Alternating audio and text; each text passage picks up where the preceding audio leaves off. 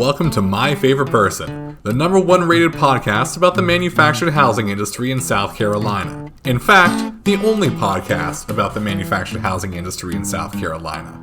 Well, today's episode is going to be a bit different. As opposed to having a guest here, we're going to actually go down through some of the association's legislative priorities for 2024.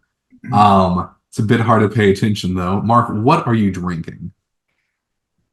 This is a concoction that I invented. I love the smell of coffee. I don't like the taste.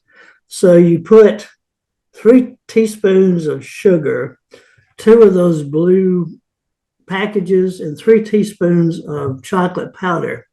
And then you fill up the cup with coffee. Stir it around. It tastes pretty good. And then in the afternoon, I have about half left. And I pour Coca-Cola into that, and it will bean you up pretty good. And occasionally I'll get room temperature fusion with that process. I mean, ignoring everything else about it, it certainly sounds like it would wake you up. It's got the juice in it. Well, we have here a document that I'm looking at that has a rundown of all of our upcoming legislative priorities, the association's goals for the coming year. It looks like we've got a lot of cool things in the works. Yeah, one thing that's important is we have that Energy Star tax formula where there's no sales tax on Energy Star homes. And when that was passed, it was passed with a 5-year limit on it. So we have to go in every 5 years and get that renewed. That has caused some confusion because a lot of the state agencies saw where it was going to be ended 5 years ago. And they did not know what a great association we were, that we would go in and extend that for 5 more years. So people would go in with their Energy Star homes expecting to pay 0 sales tax. They say, no, it's more than that. So that's one of our projects this year is you go in, you talk to the leaders of the Senate Finance and House Ways and Means, the tax writing committees. We'll ask them to extend that 0 sales tax formula for Energy Star homes, either 5, 10, 15 years, whatever we can talk them into.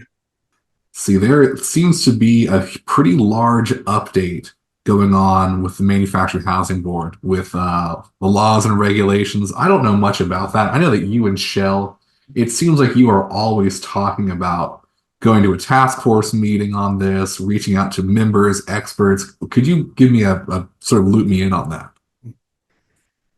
As a matter of fact, the legislature has said that all the agencies need to update their regulations every 5 years.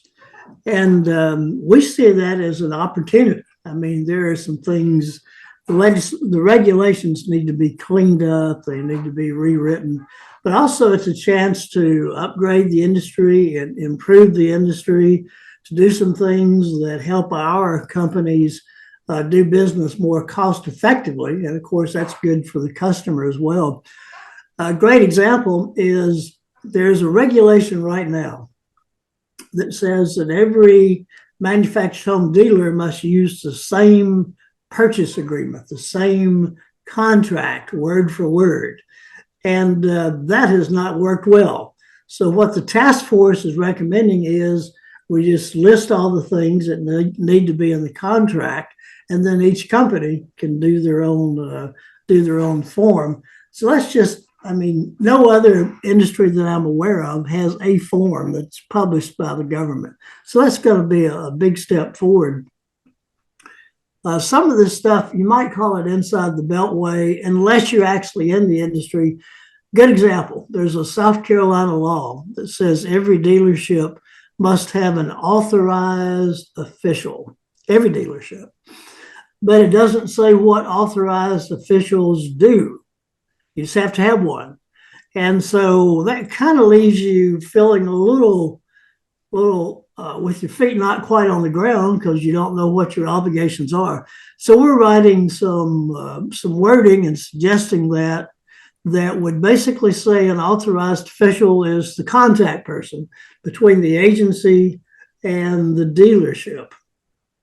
So what's happening is there a task force.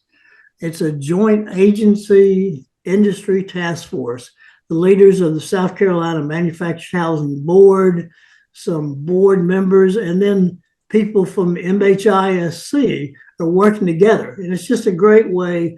At the federal level, what usually happens is HUD or some federal agency, the consumer lending agency, the bureaucrats get together, they write up this stuff, and then they send it out and you can comment. But, once it's carved in stone.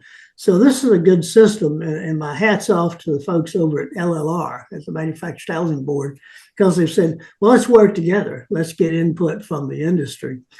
Another one right now, if anybody who's tried to open a new dealership in the last couple of years has had a challenge, because the law says that the dealership must provide a CPA reviewed financial statement. CPA reviewed means that CPA goes through it, verifies information, and so forth. The problem is virtually no CPA does that kind of work. And I think some of it is big picture things that the general public can identify with. One thing the association is very keen on is keeping bad apples out of the industry. If you have a criminal background and certain types of financial crime, if you lost your license in North Carolina and try to come down to South Carolina and get a manufactured housing license, there needs to be a system. So what we want to do is sort of tighten up that system, ask a lot more questions on the applications.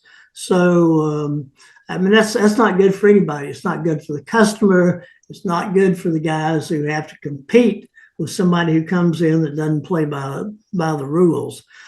Another thing on the modular side is display models.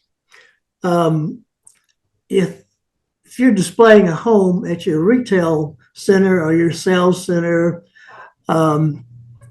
usually you might keep it there 5 years, 6 years, whatever. The building code changes. And so we have a law that says as long as it's within 5 years of manufacture, then you can sell that home to the public. You just notify them, here's when it was built, here's the code it was built to. And as we look at that, this has been on the books a few years. We said, well, why do we need this 5-year thing? What's the 5-year limit? Because think about it. If you live in a site-built house and it was built in 1930 or 1950 or 1970, they don't update the building code each time somebody moves in. So each time you sell a modular home, there's no reason to do that. The home was built exactly to the standards that were in effect at that time. And so that's something we can do. We can sell those display models and save the customer some money. And by just tweaking the law just a little bit, we'll also be able to do that more often and also have bigger, nicer display centers. Right. If you go up to, say, North Carolina, where the law is different, they've got, walkways and garages and all these really cool hard landscaping type things. And the end result will be nice, well done, impressive home displays in South Carolina. And of course, that's good for the industry and it's good for sales for that company. Right. If the display center doesn't have to worry about tearing out a display home every 5 years or so, they can get more permanent with laying down brick foundation, doing landscaping, porches, that kind of stuff. Shel Suber is a part of our governmental affairs team. He knows the players, he knows the system. So what's decided by our board, all these positions were decided by our board of directors, our modular steering committee, and our dealer roundtable. They make the policy decisions, and then the team here puts together the legislation. We go over, we get sponsors, Shell walks it through. So that's a system. It's a lot is involved, but it's certainly worth the effort. This is going to be the first time that we have officially announced this to the general membership, and that is our manufactured housing replacement bill. Would you like to give me a rundown of that? This is something I think everyone can appreciate. Yeah, in a lot of areas, way back in the 60s and 70s, before the current staff was here, a lot of cities and some counties basically banned manufactured homes. And so what you had was somebody owned a manufactured home, but they were in this area, and some cities would not let them replace that home. Some would, some wouldn't. So what you've got is some of these homes that are, quite old. The person who owns the land says, well, I'd like to update that. I don't want to move, but I would like to put a nicer home on this property. But sometimes the law says you can't do that. So this legislation, we stole the idea from the state of Georgia. They passed it a year or so ago, and basically says that any manufactured home anywhere in the state can be replaced with a new manufactured home. And so if the local rules already say, yeah, you can replace manufactured homes, or you can replace them if they're 10 years old or whatever, that stays in place. But this says that if there's no leeway for manufactured home, you can always bring in a new manufactured home.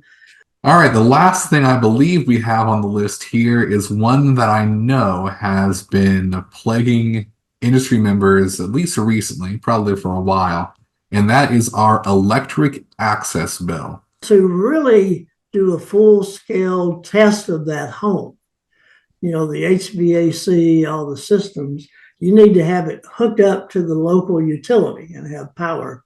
And so what we ask for is sometimes called temporary power. While the installer is putting that home together and testing it, let us be hooked up to the power company. And this is done for site-built homes. It's not done for manufactured homes in some counties. What we're asking for is the ability to have power. As we put the house together, we test it, and then the resident, the owner, will then go in and get his permit. Well, there's one major looming thing that I'm sure is on everyone's minds that we have not talked about that is happening in 2024, and that is license renewals and continuing education. Obviously, something that affects pretty well every single person who I think will be listening to this podcast. Are they doing anything differently this time with how they're doing license renewals?